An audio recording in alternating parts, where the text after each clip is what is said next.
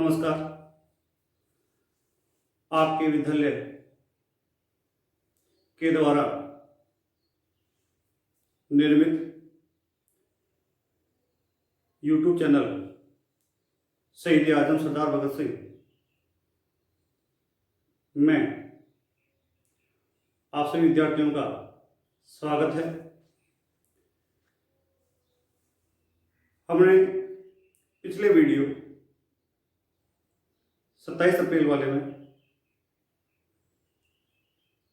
आवेश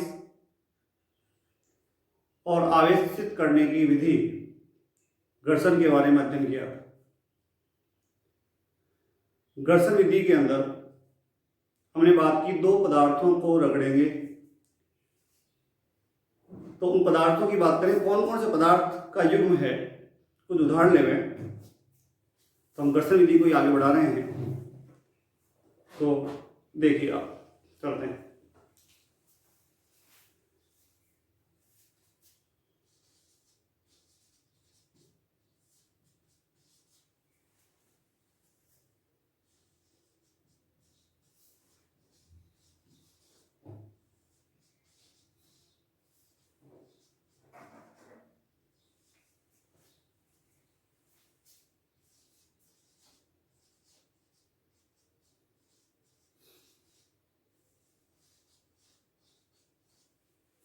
तो विद्यार्थियों, घर्षण विधि में हमने लिखा था,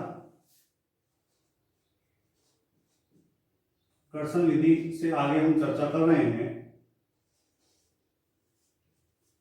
घर्षण विधि में हमने कहा, जब दो असमान अलग अलग कार्यफलन की वस्तुओं को परस्पर रगड़ेंगे तो कम कार्यफलन, जिसको इलेक्ट्रॉन छोड़ने के लिए कम ऊर्जा की आवश्यकता होती है, उस वस्तु से इलेक्ट्रॉन अधिक कार्यफलन, अधिक इलेक्ट्रॉन को ऊर्जा चाहिए छोड़ने के लिए, उस वस्तु में चला जाएगा। ये घर्षण विधि थी। दो वस्तुओं को रगड़ने पर जिसको ऊर्जा कम चाहिए उससे अधिक वाली में इलेक्ट्रॉन चला जाएगा। ये घर्षण विधि में हमने बात की थी। ठीक है, हम उदाहरण ले रहे हैं उसके। कम कार्यफलन का पदार्थ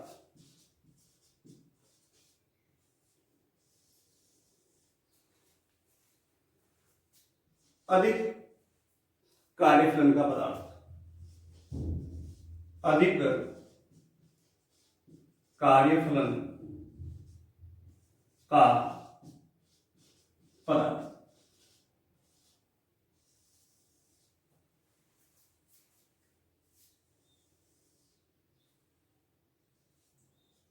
सीरियल नंबर, क्रम संख्या।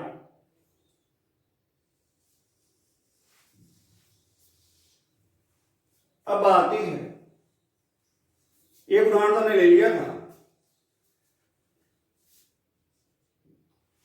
सूखे बाल। सूखे बाल में ज्यादा निकलेंगे ऑयली से ज्यादा। प्लास्टिक,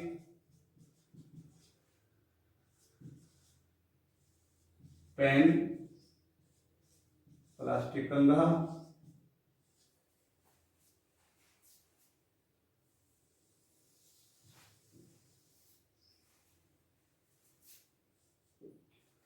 ऊन, पॉलीथीन,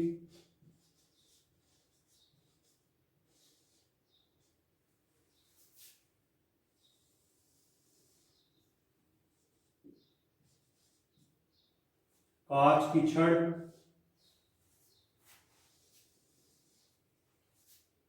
रेशम का कपड़ा टुकड़ा,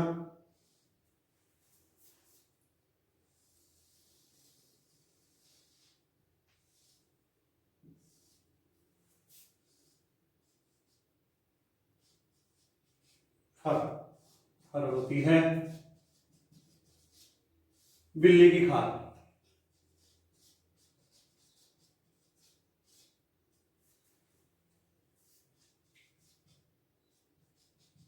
प्लास्टिक,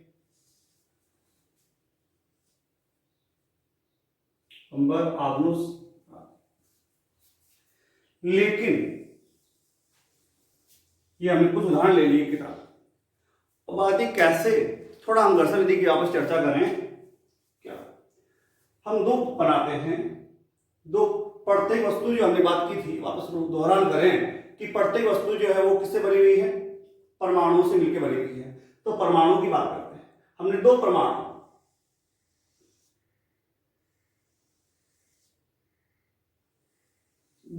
बना लिए। परमाणु के अंदर नाभिक होता है, धनावेशित। नाभिक में प्रोटॉन और न्यूट्रॉन रहते हैं और बाहर इलेक्ट्रॉन्स रहते हैं। इलेक्ट्रॉन पर जितना ऋणावेश होता है उतना ही धनावेश होता है प्रोटॉन पे। इलेक्ट्रॉन और प्रोटॉन पे आवेश की मात्रा परिमाण में समान होती है। इसी प्रकार से दूसरी वस्तु का हम इसमें से कोई सा भी उदाहरण ले सकते हैं। मैंने ये सूखे बाल और प्लास्टिक पेन वाला ले लिया। ये परमाणु जो है ये तो है सूखे बाल और जो ये परमाणु है ये वाला है पेन का। अब आती है इस सूखे बाल वाले, पूरे सूखे बालों के परमाणु की बात करें तो जितने अंदर प्रोटॉन होंगे उतने ही बाहर इलेक्ट्रॉन होंगे उदासीन अवस्था में। और इसी प्रकार से पेन की बात करें तो पेन में जितने प्रोटॉन है अंदर नाभिक में उतने ही इलेक्ट्रॉन होंगे बाहर। अब बात आती है कि जब इनको रगड़ेंगे, घर्षण विधि थी तो अब ये रगड़ने से पहले की बात थी। तो रगड़ने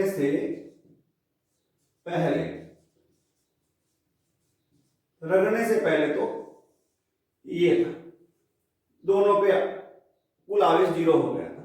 जितना धनावेश था उतना ही ऋणावेश था, कुल हो गया था 0। यही पेन वाले में था। लेकिन रगड़ने के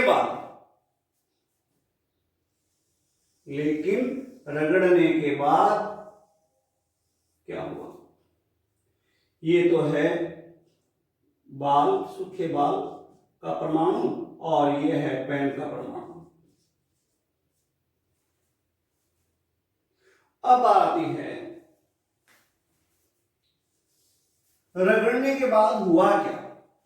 यहां लिख देता हूं रगड़ना, घर्षण विधि। रगड़ने के बाद विद्यार्थियों प्रोटॉन जो है वो परबल आकर्षण बल, नाभिकीय बल से बंधे हुए हैं। प्रोटॉन तो नहीं निकलेंगे, जितने प्रोटॉन पहले थे उतने के उतने ही अभी भी अंदर मौजूद हैं। लेकिन रगड़ने से घर्षण के द्वारा उत्पन्न ऊर्जा इलेक्ट्रॉन को मिलेगी। इन दोनों वस्तुओं में से कौन इलेक्ट्रॉन छोड़े? तो पेन में इलेक्ट्रॉन बंधे हुए हैं दृढ़ता से और बाल में बंधे हुए हैं कम दृढ़ता से। यानी बाल को ऊर्जा कम चाहिए इलेक्ट्रॉन छोड़ने के लिए। अब आती इसका मतलब बाल को ऊर्जा कम चाहिए तो बाल इलेक्ट्रॉन छोड़ देगा, पेन की तुलना में पहले छोड़ दिया। कितने इलेक्ट्रॉन छोड़ दिए? मैं कहता हूं कि 1 इलेक्ट्रॉन छोड़ दिया, 2 इलेक्ट्रॉन छोड़ दिया। कोई उदाहरण लेते हैं। यहां पर इसने इलेक्ट्रॉन छोड़ दिए, कितने? 1 इलेक्ट्रॉन छोड़ दिया। या कितने रह गए इलेक्ट्रॉन बाहर? 1 चला गया तो 9 रह गए। वो इलेक्ट्रॉन गया कहां पर? वह इलेक्ट्रॉन पेन के पास चला गया है। यहां पे तो कम हो गया है, 9 रह गए हैं, तो वो इलेक्ट्रॉन चला गया है पेन के पास और पेन पर इलेक्ट्रॉन हो गए हैं 6। अब आप गौर करें कि ये जो इस बाल वाले परमाणु की बात करें तो किसकी मात्रा ज्यादा है? प्रोटॉन की तुलना में और इलेक्ट्रॉन की तुलना में, दोनों की हम बात करें पहले से, तो प्रोटॉन की तुलना में इलेक्ट्रॉन तो कम है, तो ज्यादा कौन है? फिर ज्यादा है प्रोटॉन। इलेक्ट्रॉन तो 9 ही रह गए, प्रोटॉन 10 हैं, यानी ज्यादा मात्रा किसकी है? प्रोटॉन की। और प्रोटॉन पे कैसा आवेश होता है? धनावेश। यानी ये वस्तु कैसी, किसकी मात्रा ज्यादा है? धनावेश की। ये कैसी आवेशित हो गई? धनावेश की मात्रा ज्यादा होने से धनावेशित हो गई है, पॉजिटिव चार्ज हो गई है। पहले बराबर थे, 0 था, अब धनावेश की मात्रा यहाँ पे ज्यादा है। लेकिन ऐसा इसका मतलब ये नहीं है, आप देखो कि प्रोटॉन की आवेश धनावेश होती है तो प्रोटॉन आयन नहीं। वस्तु को आवेशित करने के लिए केवल इलेक्ट्रॉन उत्तरदायी होता है, प्रोटॉन नहीं होता है। ना तो कभी प्रोटॉन निकलेगा और ना ही प्रोटॉन कभी आएगा, इलेक्ट्रॉन ही है। धनावेशित होगी तो भी इलेक्ट्रॉन उत्तरदायी और ऋणावेशित होगी तो भी इलेक्ट्रॉन उत्तरदायी है। कैसे? यहां पे धनावेशित हुई क्यों? क्योंकि इलेक्ट्रॉन निकल गया, इलेक्ट्रॉन में कमी हो गई तो प्रोटॉन ज्यादा है, लेकिन प्रोटॉन पहले जितने ही थे। अब ये इलेक्ट्रॉन यहाँ पे आ गए, पहले तो 5 बराबर थे, 0 था कुल आवेश। अब प्रोटॉन की तुलना में इलेक्ट्रॉन ज्यादा है, इलेक्ट्रॉन आया है तो इलेक्ट्रॉन पे आवेश होता है ऋणावेश। तो ऋणावेश की मात्रा धनावेश की तुलना में ज्यादा है, तो ये वस्तु कैसी आवेशित हो गई है? ऋणावेशित हो गई है। ये उदाहरण है। तो हमेशा ध्यान रखें, यहाँ पे किसी वस्तु को आवेशित करने के लिए इलेक्ट्रॉन उत्तरदायी होता है। इलेक्ट्रॉन निकलेगा वो वस्तु धनावेशित, इलेक्ट्रॉन आएगा वो वस्तु ऋणावेशित।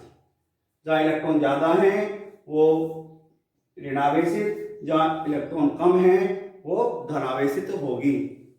या कम कार्यफलन का पदार्थ, मतलब ऊर्जा कम चाहिए, इसको बाल को कम चाहिए, तो कम कार्यफलन की वस्तु हमेशा क्या होती है? धनावेशित होती है। रगड़ने के बाद क्या हो जाएगी? वो धनावेशित हो जाएगी।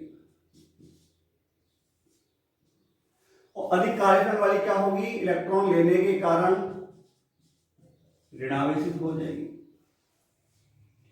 अब दूसरी बात, जब यहां से इलेक्ट्रॉन चला गया है, कम कार्यफलन, कम ऊर्जा चाहिए थी, इलेक्ट्रॉन जाने से अब इलेक्ट्रॉन की कमी हुई, तो इलेक्ट्रॉन गया तो उसका द्रव्यमान भी कम हो गया। तो यहाँ पे द्रव्यमान पहले की तुलना में घट गया, एक इलेक्ट्रॉन का द्रव्यमान कम हो गया क्योंकि इलेक्ट्रॉन चला गया। तो द्रव्यमान में क्या होगी? द्रव्यमान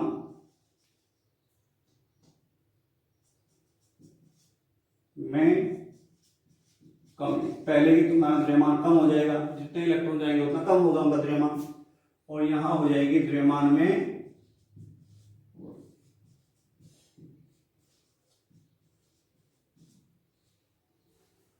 ये हमने कुछ उदाहरण ले लिए हैं। आप देख सकते हैं ये आवेशित वाली घटना, जब सर्दी के दिनों में आप ऊनी वस्त्र उतारते हैं उस समय आप देखते हैं कि चिंगारी, अंधेरे में चिंगारियां दिखाई देती हैं। या फिर आप घटना देखते हैं प्लास्टिक की कुर्सी पर आप बैठे हों, आपके पैर नंगे हों और कोई आपके पीछे से दीवार से तौलिए से मारता है और वह सामने आकर के नंगे पांव आकर के आपके हाथ को टच करता है तो उसे करंट का झटका महसूस होता है, क्योंकि कुर्सी से इलेक्ट्रॉन का आप में आदान प्रदान हुआ है, आप आवेशित हो गए हैं, इसलिए ऐसा होता है। चलिए आगे चलते हैं। एक बार देखिए,